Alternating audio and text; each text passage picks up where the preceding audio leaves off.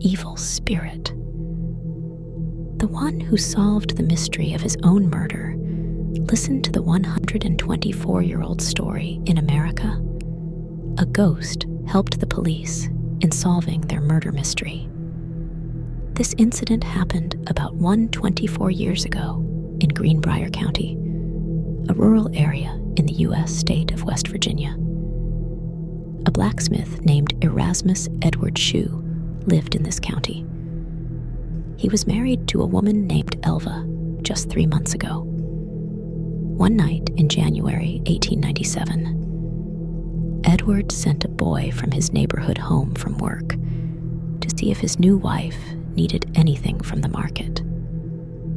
The blacksmith's wife was found lying on the stairs of the house. When the boy arrived at the door of her home in Greenbrier County, he found Elva lying at the bottom of the stairs.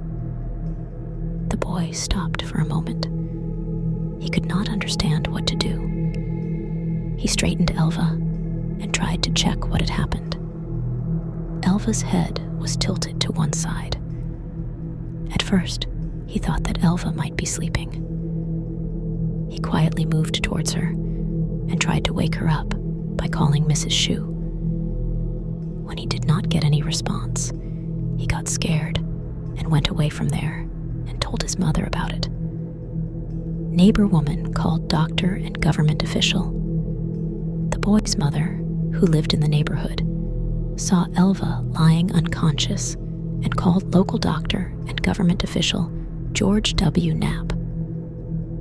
Knapp did not reach the scene for about an hour after giving the information, but by then, Edward Shue had reached there. He picked up his wife's body from there and took it to the bedroom, bathed him, dressed him, and put him to bed. He prepared his wife's dead body for burial by dressing her in a high-collared garment and covering her face with a veil. Husband did not allow complete examination of dead wife's body. During this time, government officials and local doctor George W. Knapp, who dealt with death cases, also arrived. They started examining the body of the deceased woman. During that time, husband Edward Shue kept crying while keeping his wife's head in his lap. When Knapp attempted to examine Elva's head and neck, Edward Shue became upset and displayed anger. Knapp did not want to upset Shue, so he quietly left. They found nothing wrong when they examined the rest of Elva's body. Doctor linked the cause of death to unconsciousness and pregnancy. Knapp was also treating Elva from a few weeks ago. Therefore, he attributed the cause of death to sudden unconsciousness. They later linked it to pregnancy-related problems. Elva's body was taken to her childhood home of Little Sewell Mountain and buried. Even in the coffin, Shue did not allow anyone else to touch or see Elva's head and neck. However, his strange behavior did not raise any suspicion among the people present there. Elva's mother did not believe in her daughter's death. Everyone except Elva's mother, Mary Jane Hester, was considering this death as natural. She never liked Shue and was convinced, even without evidence, that Shue had murdered her daughter. But the big thing was that only Elva could tell what had happened to her. In such a situation, Mary Jane Hester decided to talk to Elva's spirit. He started performing many special pujas and prayers to summon the spirit. After praying morning and evening for several weeks, he received an answer from Elva's spirit. Mother called her daughter's spirit. Hester claimed that her daughter appeared to her in dreams 4 nights in a row to tell her story. He said that the soul first appeared as a bright light, gradually taking a human form, and began to tell its story. During this time, the entire room was filled with cold. For 4 consecutive days, Elva's spirit began to tell the whole story to her mother through dreams. Elva's ghost told the whole story of her death.